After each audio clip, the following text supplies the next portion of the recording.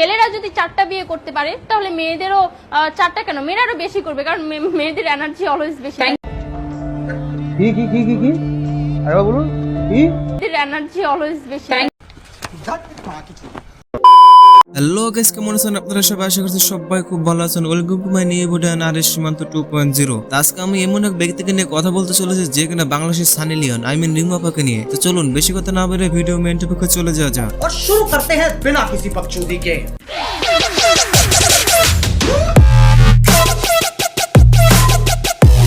আমার সাথে আমি যেহেতু সাকিব খানের 3 নাম্বার বউ হব, তাহলে 3টা বিয়ে হবে তার। হ্যাঁ, তো ইসলামে যেহেতু 4টা বিয়ে করা জায়েজ আছে, আমি চাবো যে ওকে আরেকটা বিয়ে করাই।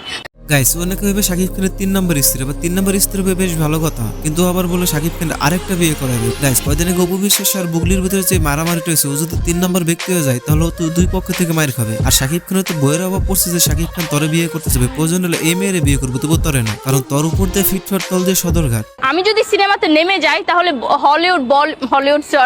বলিউড থেকে ডাকাডাকি পড়ে যাবে যে এই মেয়েকে লাগবে এটা সেটা, মানে ওরা আমাকে দেওয়ার জন্য পাগল হয়ে যাবে। আমি এরকম কিছু চাচ্ছি। গাইস, আমি ছোটবেলা থেকে শুনেছি যে মানুষ সিনেমায় গিয়ে অভিনয় করে, বাট ও নেমে পড়বে। এটা কোনো মাছ ধরার জায়গা না যে এটা তুমি নেমে নেমে মাছ ধরবা। এটা হলো সিনেমা, এখানে মানুষ অভিনয় করে। আর তুমি এমন কি অভিনয় করবা তোমাকে যে বলিউড থেকে ডাকাডাকি শুরু হয়ে যাবে যে এই মেয়েকে আমাদের দরকার, এই মেয়েকে আমাদের দরকার। প্রয়োজন হলে ইন্ডিয়ার রানুকে বলিউডের নায়িকা করা হবে, তবু তোকে না। আমার ফিগার অনেক ভালো, ইভেন হচ্ছে যেই ড্রেস মিমি চক্রবর্তী কি ড্রেস পরছে, এই ড্রেস যদি আমাকে পরানো হইতো, দেখতেন যে বাংলাদেশের প্রত্যেকটা ছেলেরা ঘরে বসে থাকতো না, তারা তুফান দেখার জন্য হচ্ছে হলে গিয়ে বসে থাকতো আমার ফিগার দেখার জন্য। মানলাম তোমার ফিগার অনেক ভালো, মাঝে দুটো বড় বড় ফ্যাক্টরিও আছে, বাট মিমি চক্রবর্তীর ড্রেস তোমাকে পরালে কেমনটা মনে হতো জানো? কোনো শুকনা লাঠিতে কাপড় বাঁচিয়ে রাখছে এরকম। বাংলাদেশে কোনো ছেলে ঘরে বসে থাকতো না, এটা আসলে ঠিক কথা, কারণ যাদের ফোনে এমবি না তারা হয়তো ফ্লেক্সিলোডের দোকানে থাকতো, আর যাদের বাসে ওয়াইফাই আছে তারা হয়তো ওয়াইফাই কানেক্ট হয় ক্রোম ব্রাউজারের টেলিগ্রাম গ্রুপ চ্যানেলে জয়েন্ট হয়ে বসে থাকতো। তোমার ফিগার নাই, তোমার লিঙ্ক দেখার জন্য। আচ্ছা, পৃথিবীতে কি আমি একমাত্র ব্যক্তি যে ভোর হয়ে যায়, ফজরের আজান দেয়, তারপরে চোখে ঘুম আসেনি? যে দেখেন আমি কত স্ট্রং আছি, এই যে দেখেন মাত্র ফ্রেশ হয়ে আসলাম, মানে অনেক চেষ্টা করলাম ঘুমাতে, ঘুম আসবে না। হয় তুই একবার মহিলা ইসরায়েল যে কিনা সারা রাত উল্টা পাল্টা করে ফজরের আজানের সময় আয়নার সামনে এসে টিকটক করে, আর তুই সারা রাত কি ডিউটি করো? ট্রেন চালা সারা রাত, তোর চোখের দিকে যে কেউ তাকিয়ে বলবো তুই 1 নম্বরে নেশাখোর। কারণ একজন সুস্থ মানুষ সারা রাত জেগে থেকে ভোরবেলা আয়নার সামনে এসে টিকটক করতে পারে না, আর নেশাখোররা সবসময় স্ট্রং হয়, যেমনটা তুই। ভাইয়ারা বোনেরা, আসলে হয়েছে কি, একসাথে মিউজিক ভিডিও করছি তো, আর যেহেতু আমি শাকিব খানের 3য় নাম্বার স্ত্রী, তো তুই মিউজিক ভিডিও বানাবে বেশ ভালো কথা, কিন্তু খাটের উপর কে? আর খাটের উপর কোন কোয়ালিটির মিউজিক ভিডিও বানানো যায় গাইস আপনারা একটু বলেন তো? আর পিছন থেকে লুচ্চে বাটা খান ওর দিকে অমনে তাকায় রইছে, নাকি মিউজিক ভিডিও আসে আর ফ্রি সার্ভিস দেওয়া শুরু করছে, আর আত্মজরায় বলতেছে ভাই আমাকে একটু নায়িকা করে দেন। তো নায়িকা তো হইতে পারবি না, শাকিব খানের বউ তো হওয়া দূরের কথা। समझ रहे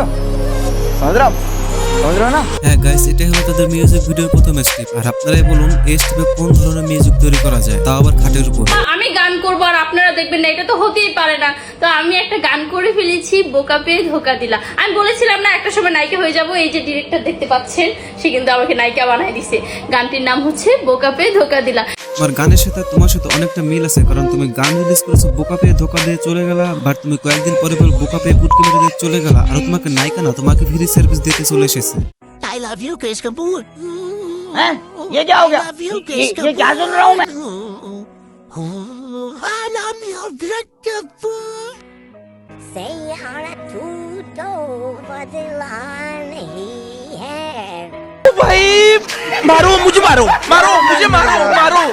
नहीं, ये मजाक हो रहा है। 1 सेकंड यार। ভাই ওকে লাল পানি খাও, শেখা খাইছে। প্রথমত তুই শাকিব খানের স্ত্রী হতে চাইছিস, তাও আবার 3য় স্ত্রী। এখন শাকিব খান তোকে চেটেও দেখো না, তাই আবার ইন্ডিয়ান ক্রিশ কাপুরকে ধরছিস। ভাই তুই কিভাবে মনে করলি শাকিব খানে তোকে গ্রহণ করলো না, আর ইন্ডিয়ান ক্রিশ কাপুর কিভাবে তোকে গ্রহণ করবে? ভাই তুই এক কাজ করিস, তুই হিরো আলমের সাথে অভিনয় করিস, হিরো আলমই তোর জন্য পারফেক্ট। আর তুই কিভাবে মনে করলি তোর মতন সাবজেক্ট টিকটকার কি ইন্ডিয়ান ক্রিশ কাপুর নায়িকা হিসেবে আর নিজের স্ত্রী হিসেবে গ্রহণ করবে?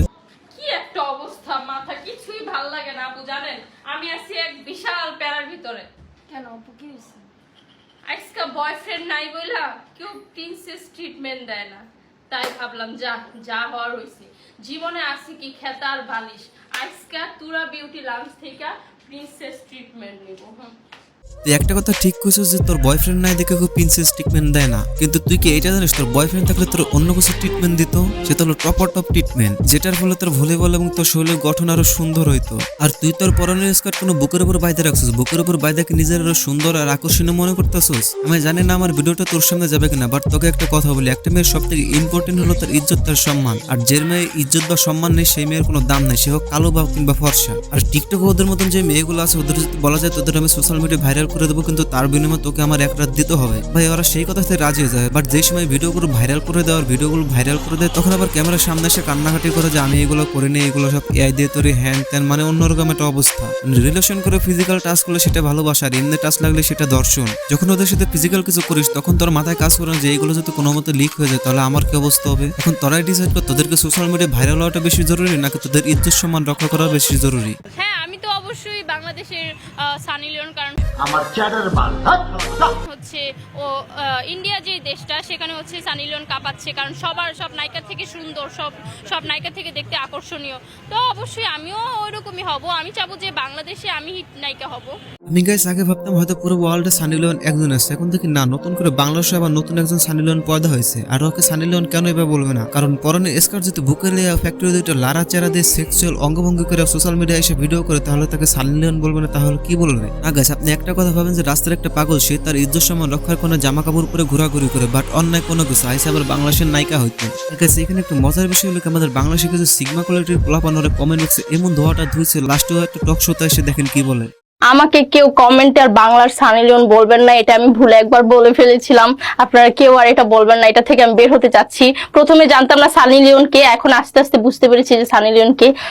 না রিমু না, তুমি এরকমটা করতে পারো না, কারণ তুমি তোমার পরনের স্কার্ট যখন বুকে লিয়ে দুইটা ফ্যাক্টরি লাড়াচাড়া দিয়ে সেক্সুয়াল অঙ্গভঙ্গি করে আমাদের সামনে আসতা, তখন আমরা মনে দোলা পাইতাম। না রিমু, তুমি এরকমটা করতে পারো না। এখন গাইস কথা হচ্ছে সানি লিওন কি করে, কোথায় থেকে কি ছবি করে, এ টু জেড সব খবরও জানে, বাট এখন আবার কইতেছে অনেকে কিছুই জানে না। বাহ রিমু বাহ, তুমি কথা ঘোরানোর জন্য সেরা। ছেলেরা যদি 4টা বিয়ে করতে পারে তাহলে মেয়েদেরও 4টা কেন, মেয়েরাও বেশি করবে, কারণ মেয়েদের এনার্জি অলওয়েজ বেশি। এখন গাইস হয়তো জানে না যদি একটা তালা 12টা চাবি দিয়ে খোলা যায় তাকে নষ্ট তালা বা 12 ভাতারে বলা হয়, কিন্তু একটা চাবি দিয়ে যদি 12টা তালা খোলা হয় তাকে মাস্টার কি বলা হয়, মাগে আইসে বা নায়িকা হইতে। তো গাইস আজকের ভিডিও এই পর্যন্ত, সুস্থ থাকবেন, ভালো থাকবেন, গুড বাই। আর আমার চ্যানেল নতুন হয়ে থাকলে অবশ্যই লাইক করবেন এবং সাবস্ক্রাইব করে যাবেন।